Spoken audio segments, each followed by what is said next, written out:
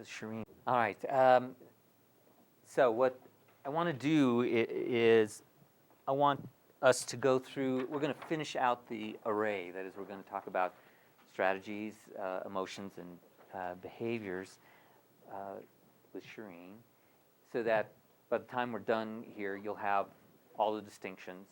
And when you go back to work with your partners, you will have all the distinctions to draw upon to finish the modeling that you began yesterday. So now we're going to go into the land of strategies. So what are strategies? What's a strategy? What are strategies? What would you say strategies are? The way of doing something?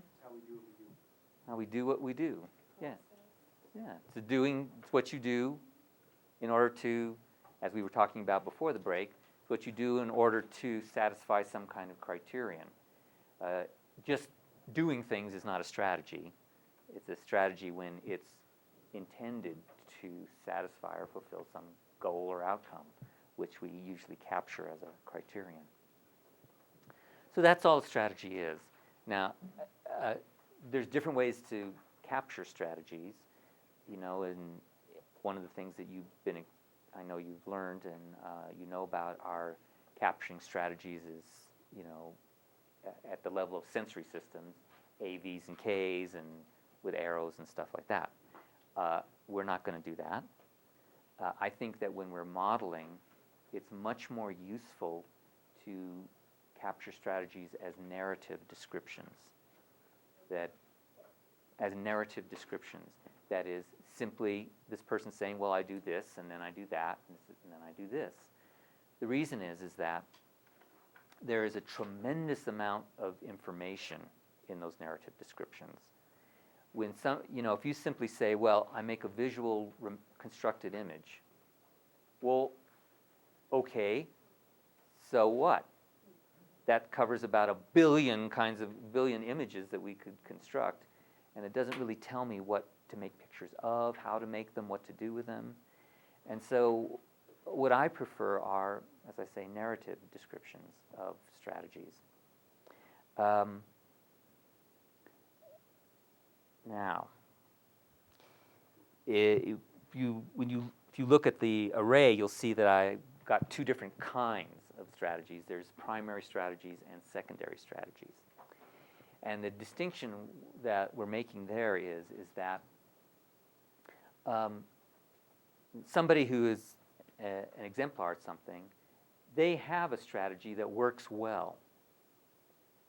This is what they typically do, what they usually do, that works well to satisfy the criterion, to manifest the outcome, to make the outcome happen. And that's great. You need to have that, of course. But another thing that makes somebody an exemplar, that's good at something, is that they also have strategies to deal with when things aren't going so well.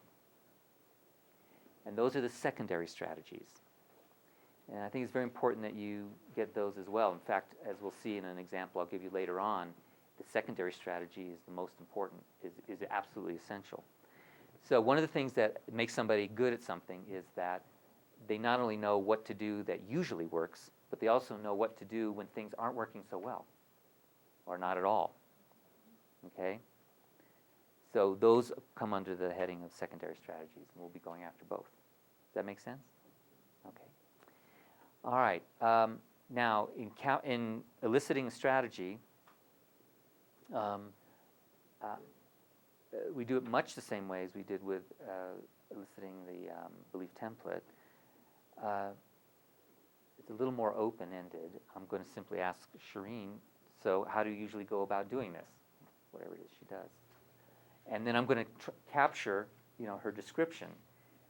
And just like with everything else, it'll be an interaction where by interacting with her, she will help me put it into chunks that are usable strategy chunks for me. And it may be the sequence of things. It may be, first you do this, then you do this, then you do this, 1, 2, 3. There might be sequential. They might be simultaneous things. or ad hoc strategy pieces. Strategies aren't always 1, 2, 3, 4, 5. Sometimes strategies have pieces where I do this when this happens, and then when this happens, I do this. And so it depends on the situation, on what's going on at the time, what part of their strategy they're accessing. Okay? And the other thing I want to mention about strategies is a strategy is not just about what's going on inside. To me, a strategy includes behavior as well. Okay, any questions so far about this? No? Okay, let's go after it. All right. So, now, just to refresh my memory, so we know, what we're finding out about, what you're helping us learn about how to do, is to help children who are coming from another culture adapt to the culture that they're coming into. And I know the 3 examples that you have of that we were talking about was with Carl. Carl came in who was crying. And then there was the Korean girl, Tammy, who was going, "You're not going to get inside of me," no response. And then there was Christian, who was a bit more expressive, who was angry and throwing things around. Okay, great. So those are all 3 examples of children who came in who you wanted to be comfortable, you wanted to feel safe with you and with the other kids. So what we want to find out now about is actually how you go about doing that, because now we know where it is you want to get to with them. You want to get to them feeling safe and in your presence and the presence of the other children. Now I want to find out about how you go about doing that. So when a child comes into your classroom, like those 3 children did, from another culture, what do you do on the inside and the outside? How do you usually go? What are you doing on the inside and on the outside to help them adapt to this new culture?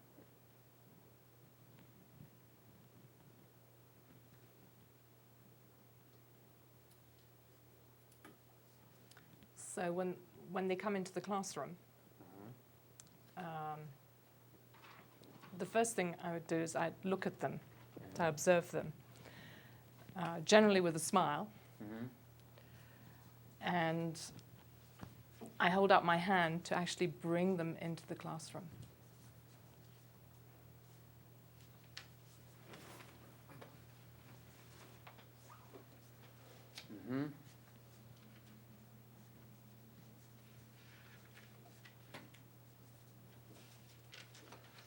Okay.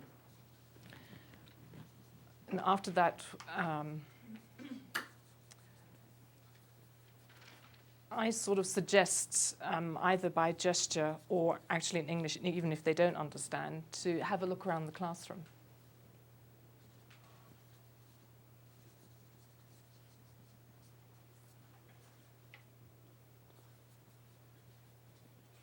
Okay. And if they spot something that interests them, I actually either bring them, say, yes, go ahead, or I actually take whatever it is and bring it to them so they can have a closer look.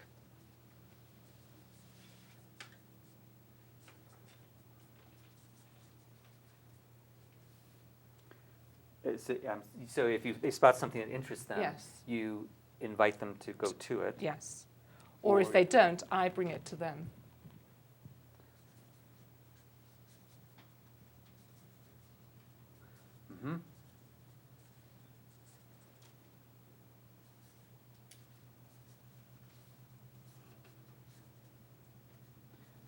Okay, so I'm going to interrupt. So normally I wouldn't interrupt, but I'm interrupt because we're doing what we're doing here. I want to point out some of the language things to pay attention to. She says, the first thing I do and then I do, when you hear that, people are actually giving, there's a sequential strategy. Those are cues that first you do this, then you do this, then you do this, okay? So you can feel confident about putting those down as sequential steps when people give you those kinds of cues. The other thing is that there are things I want to find out more about, I want to ask about here, and I will want to come back to. So for instance, when she says, I hold out my hand to bring them into the classroom, I do want to find out a little bit more about, how she does that. What is that gesture? Because it could be, I'm trying to step into that, try it for myself, and what I'm always trying to do is find out, is there more than one way that I could do this? Because if there's lots of different ways I could do this, then I know I need to ask more information. If I know how to do it, if I got the one way to do it, then I know I don't need to get more information. Because one gesture is, I'm guessing that ain't it, So the gesture matters. The gesture does matter. And, given her criterion, if I'm actually using her criterion, of course, my body wouldn't do that. It probably wouldn't do that. But I still would want to know, what is that gesture? Does she actually touch the child? What is the gesture? However, I don't want to interrupt her. Normally, I wouldn't interrupt her flow.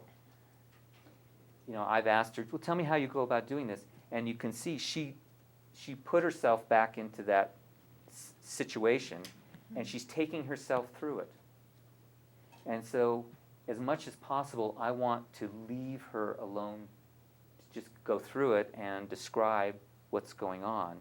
And afterwards, then I can go back and start thinking, well, I need to understand this more, explain this more to me, what comes first, all that kind of stuff. Okay? Does that make sense as a process thing? Okay. All right. So, pretending that didn't happen. Okay, so there you are. So this child comes in. So you observe them with a smile. You hold out your hand to them to bring them into the classroom. And then you suggest by some kind of gesture to have a look around the classroom. And you watch to see, what do they respond to? So if they spot something that interests them, you invite them to go towards that. If they don't go towards it, you bring it to them. Okay, so then what? Then generally what I do is I suggest maybe they could sit down, which actually gives me the possibility of bringing myself down to the same level as they are.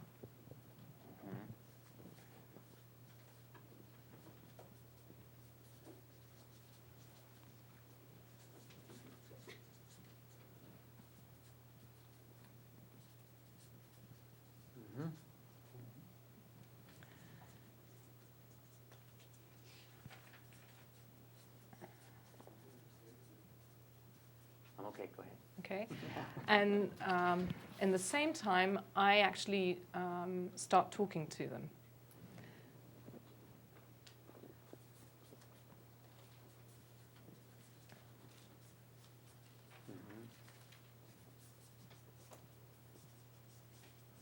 And I use whatever they have in front of them as a prop to attract their attention. So you're talking about whatever they have. It could be a book, could be blocks, it could be anything.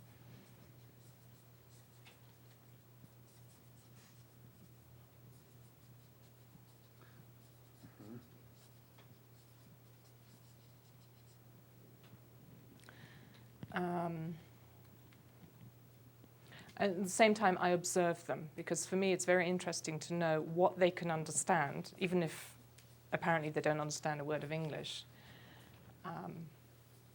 from what I'm saying or from what I'm doing.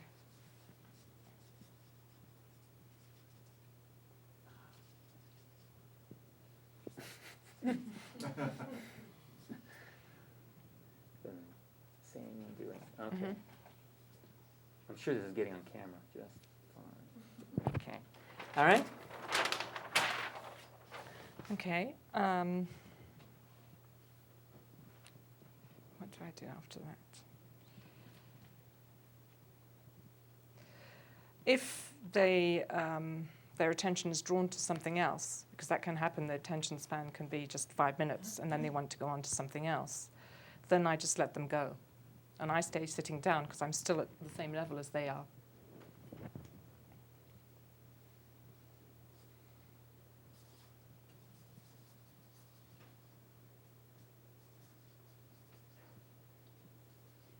Yeah.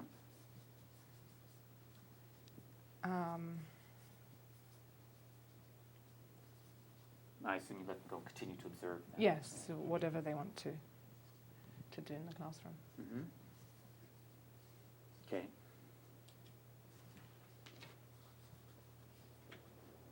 Yeah.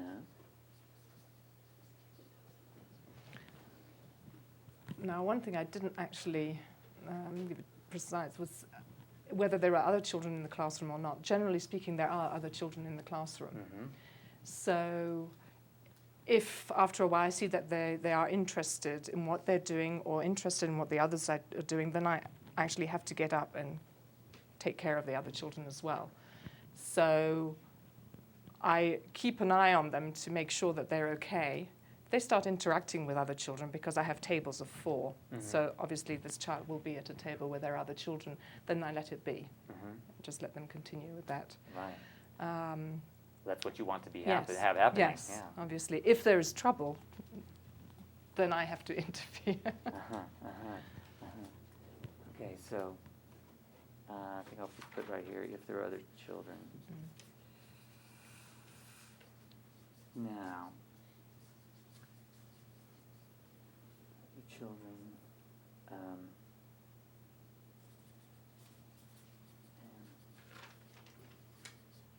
And the new child is okay. Mm-hmm. I let them be. Mm-hmm. Okay, now, as I Mm-hmm. make sense out of Mm-hmm. what the whole thing here that you're doing, there's what we've just gone through, and we want to get a little more Mm-hmm. specification. What we've just gone through is kind of this introductory phase, Mm-hmm. and I would suggest that at this point you're not done. No. Okay, they're adapted. They're sitting down at the table of 4. We're done. Mm-hmm. So that this is I'm going to suggest that there's kind of 2 phases, Mm-hmm. and maybe more, I don't know, but there's at least 2.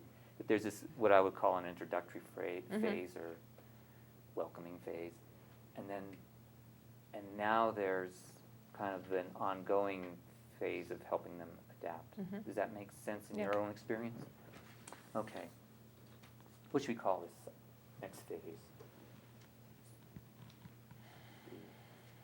Actually, the next phase for me is sort of presenting them, introducing them to the classroom more verbally.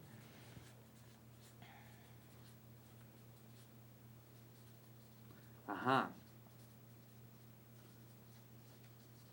It's almost like the first one is introducing them to you, Mm-hmm. and now you're introducing them to the classroom. Mhm. Good. Okay. So introducing to the classroom. Yeah. All right. So how do you go about doing that? Well, generally what I do is I go back to where the child is sitting, and either I put my hand on the child's shoulder or I take his hand, and I sort of introduce the child as a new little boy or girl who's come from such and such a country, and I also explain to the other children that this child might not speak any English. Mm-hmm.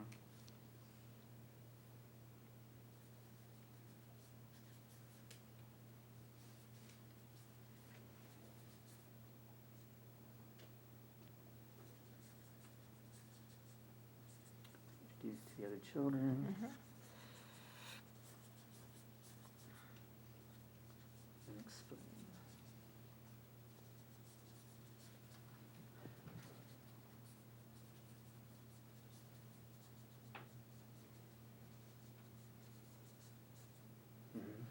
Okay. So there's an immediate response to that because all the other children will say hello, and whoever this child is, if it's Christian, Carl, or whatever. Mm-hmm. And what I like to do is to get the other children to actually present themselves, just by naming themselves. So I'm.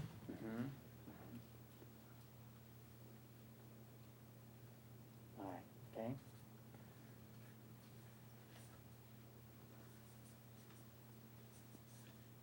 Great.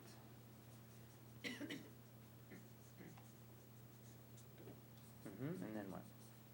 And at the same time, once each child has presented themselves, I suggest that perhaps they could help this child if he needs to go to the restroom, or if there's anything that they can do.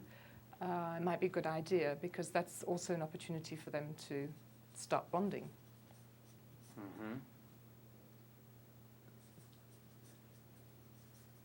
So you not only suggest that they can help, but you also are explicit about the ways in which they can help.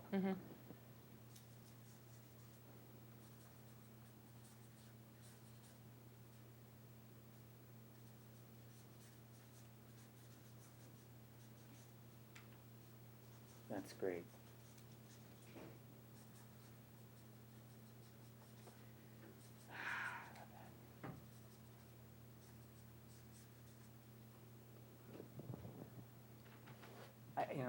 I don't know what it is. See, for me, that's one of those just great moments. So I got to step out of this for a second.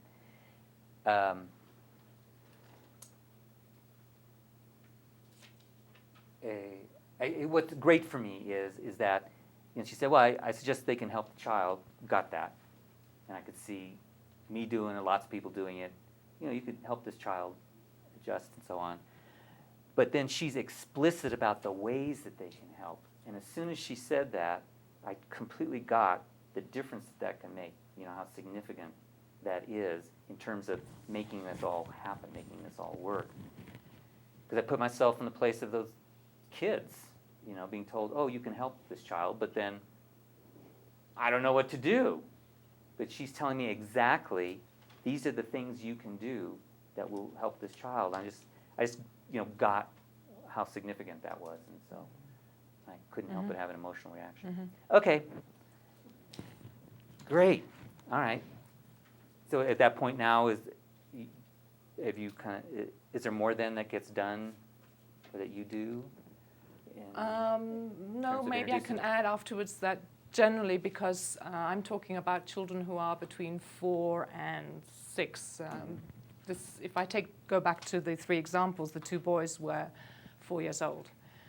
So I had a class of 4 to 5 years old. So not only do I explain, but I also then try and get feedback, because you could explain it and go way over their heads. So then I say, so how do you think you could help him now?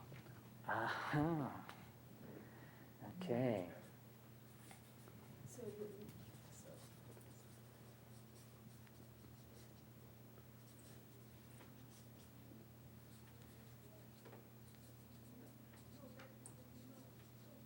Now they understand my suggestions. Example. So,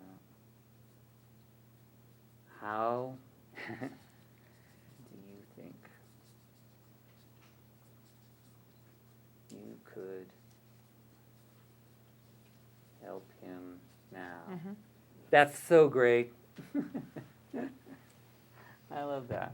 I love that. Because what that does is you are, I'm going to say this strongly, just so I don't waffle about the point. It's a way of installing in them this question. Instead of just hoping that they ask this question, you now are asking it on the outside explicitly, getting them to ask it to themselves, and then they get a response. So this is a way of putting into their ongoing awareness or experience this kind of consideration, rather than just hoping it appears. I think that's fantastic. Okay. All right. Great. And then? Then what generally happens is all the girls stand up and they just go, and then they're sort of. It's very, for me, it's very amusing to watch them, because the boys are sitting down, how do you think we can help him? And the girl's literally up, and the paper comes, and the pencils come, and so there's an immediate reaction to that. They don't even answer. They stand up and they go. They do. Huh? Yeah. So. Uh-huh. Now, so at that point, do you go, okay, the child is, things are on their way, or yes, it's I would say it's the beginning. It's just the beginning. It's actually, I would say to myself, okay, so I'm actually giving the new child as much as we can as a class, to make this sort of easing into this sort of group easy. Mm-hmm. So now then, after this, then is there, as the days and weeks go on, is there something else different or special that you're doing with this child that you're not doing with the other children? Yes. To help them adapt. Yes, because obviously, if they're not actually speaking, I have to make sure that essentials, like going to the restroom, that the child knows that he can go whenever he needs to. And so at the beginning, I always suggest that somebody helps him to find his way. And then afterwards, the child goes on his own. Right. And if there is a moment where the child doesn't come back, I always suggest that maybe I've seen that the child's piled up with somebody else, and I suggest, well, why don't you go and see where he is? Just to make sure, or also make sure that the child has everything he or she needs to do whatever activity we're doing. So then it's kind of in an ongoing way. You're continuing to observe what does this child need in order to participate.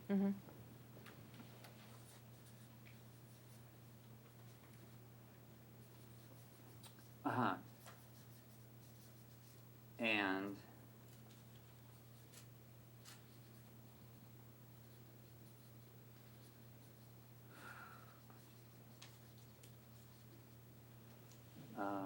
or what would you say? I would actually use that word. Would you say participate to? Yes, participate, take part in the activities. Also, what does he need to be able to express orally, so to express himself?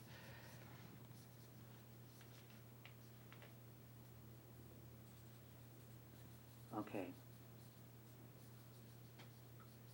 And if I understood it, it seems that often, I don't know, maybe it's most of the time, you try to engage other children in helping him with whatever he needs. So it's not you always providing, it's you're engaging him with his peers. Great. Okay. See, that's so great. Because that's not what I would have done. I always like finding things that I wouldn't have done. Because I know me, I would have been the one to try and take care of all the needs and make sure it happens. It wouldn't have been my first response to go, oh, now how can I get the other kids to provide whatever this kid needs? And immediately I see the difference that makes in terms of helping this child adapt to this new culture. It's just...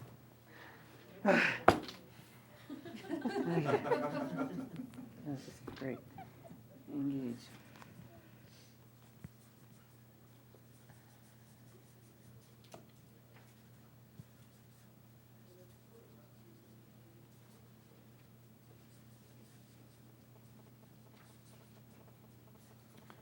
Great. And this is kind of just an ongoing day-to-day thing. This is what's going on. And so is there then anything else in addition to that, from your point of view, obviously there's language things you're learning, helping teach, learn the language and understand that. But in terms of him adapting to the culture, are there other things that... Well, in terms of his feeling safe in the presence of you and the other kids? what I usually also do is, because these children have come from completely different cultures and also maybe have been in a nursery where they've had, I mean, if I take the example of the Danish boys, they had total freedom. They could do exactly what they wanted, whereas they're going into a sort of rigid structure, which is the English structure. So if I see they're doing something obnoxious, or I try and explain to them that there are other ways of behaving. And I take the other children as examples, because it's easier for them then to see, to observe, understand.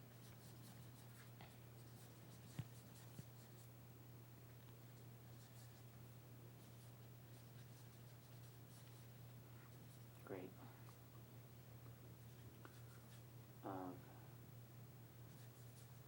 Other cultures, ways of behaving. Okay, so use other children as examples of other, in other words, this culture's ways of behaving. Great. Terrific. All right. Anything else I should know about? No, something important that I do constantly is whenever I can, I praise the child. So I think that's very important.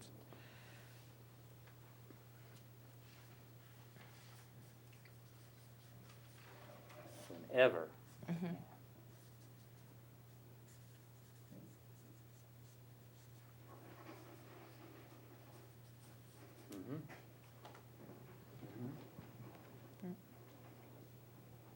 Okay. Now, more occurs to you later on. You can always add it. So I just want to get a couple of questions here. Look at there's the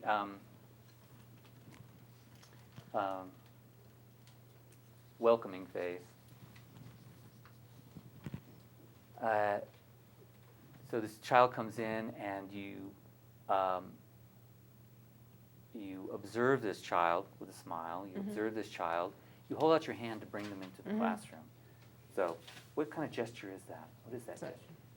It's that. Do you actually touch them or grab them, or you? Only if they're willing to.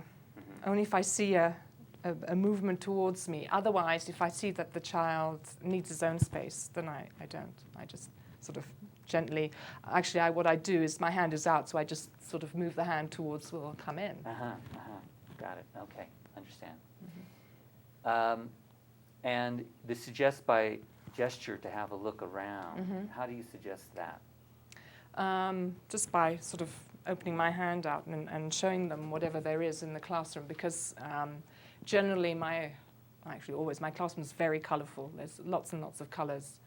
And so by that I'm attracting them in. There's things hanging from the ceiling, and so all sorts of things everywhere. So I just open it up like this so that they can come in and just have a look around.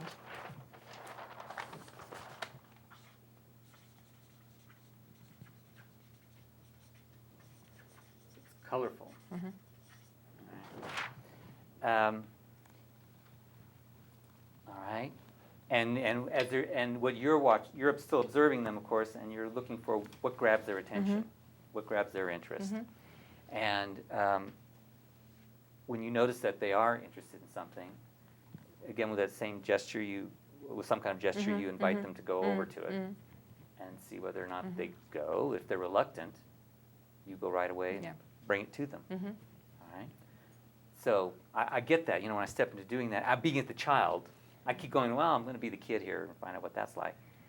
And I immediately get the message that I can want things. It's okay for me to express interest in here. That's great. Okay. So then you suggest that they sit down. In a chair, on the floor? Well, usually they have, as I said, there are tables, and there are 4 children around each table. So there's a seat ready, and I also have the name of the child. Each child has their name on a little sort of cardboard piece and in front of them. So there is a place where the child's name is right there. So that's the allocated space.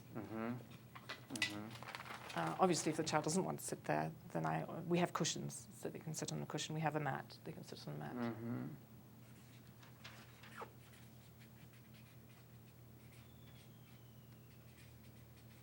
Okay. And so once they're sitting down, you bring yourself down to their level. All right. So you're not standing over them.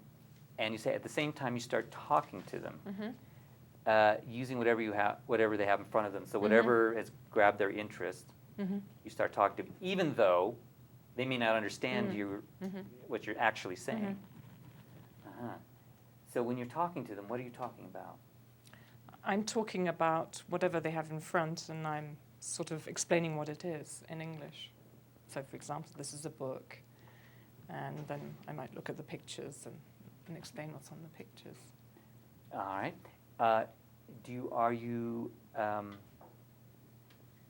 ask them questions, or you're just? No, I ask questions simply because I want to see if they're reacting to the questions, if they can notice that it's a question. And they might answer, or they might just give a signal that they're noticing it's a question. So, the time I start talking to them, using whatever they have in front of them, explaining what it is.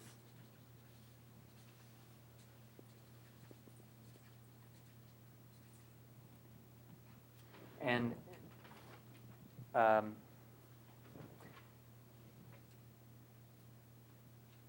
so it seems, one of the things it seems to me that's always ongoing is you're interacting and observing to find out what are they responsive to, and what are they not responsive to, and how do they respond.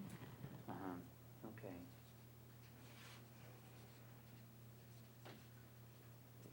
All right. Observe and notice what they can understand. They're saying and doing. Well, actually, that goes with what you were just talking about, asking the questions. So you observe and notice what they can understand, both from what you're saying, from the words, and by what you're doing. All right. So where are we with this child? Where is this child? Okay. Now, if you find their attention being drawn elsewhere, instead of trying to hold them, you let them go to wherever their attention is. And continue to observe them. And I really understand how that can lead to comfort and safety. Because the message that I get as a child from that is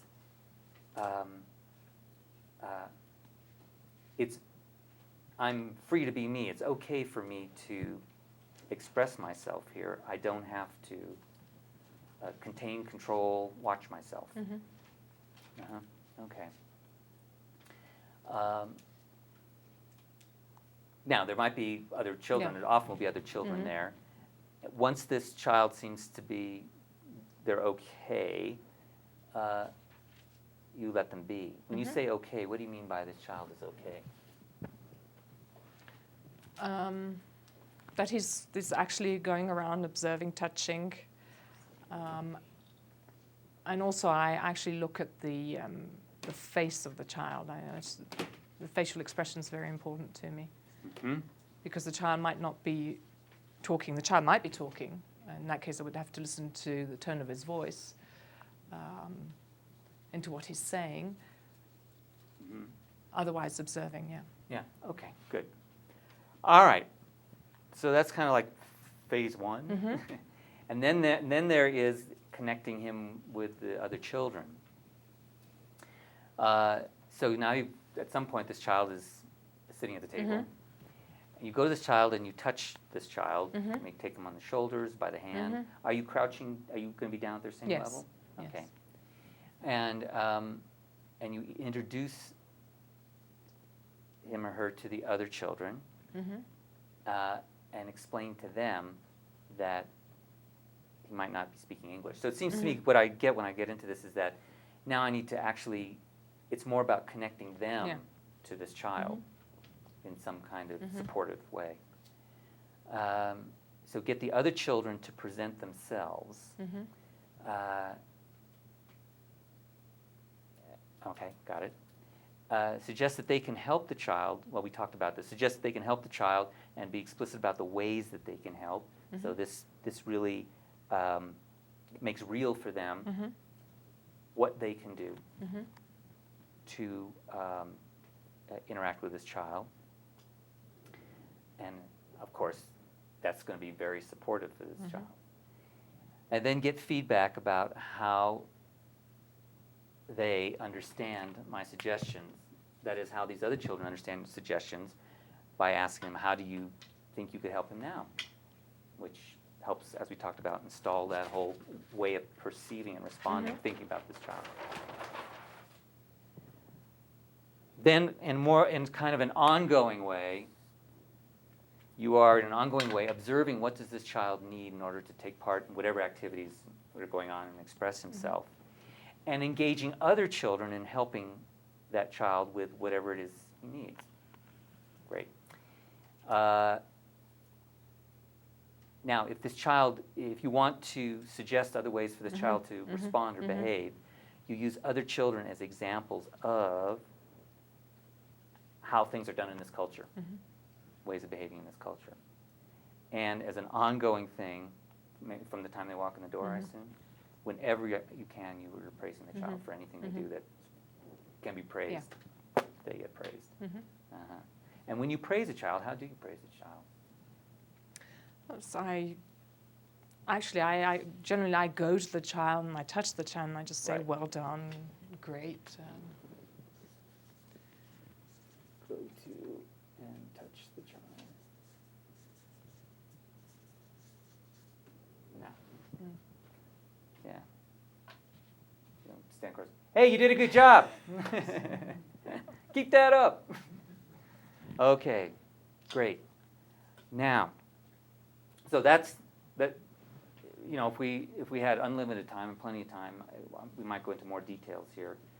You all might have other details of this primary strategy that you would want to go into if you were doing the elicitation, and that's fine. Remember the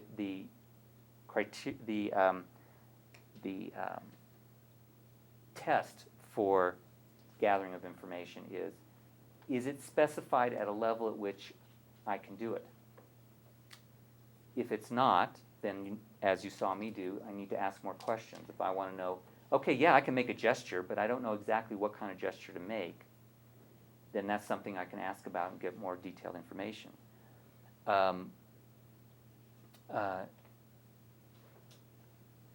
When she talks about, for instance, using other children as examples of this culture's way of behaving, could we find out more information about that, go into detail about that? Of course we could. Of course we could. But do I think right now that I know how to do that I can do that? I do. I do. It may turn out later on I'm wrong, and I'll have to come back and get more information. But right now I think I do. So again, you don't want to be asking questions just because you can. You don't want to gather information just because you can, because that's a lifelong commitment to one exemplar. So we go to the level of competency. All right? So I think let's take a little bit of break. Let's get a little air, and then the rest I think will be pretty...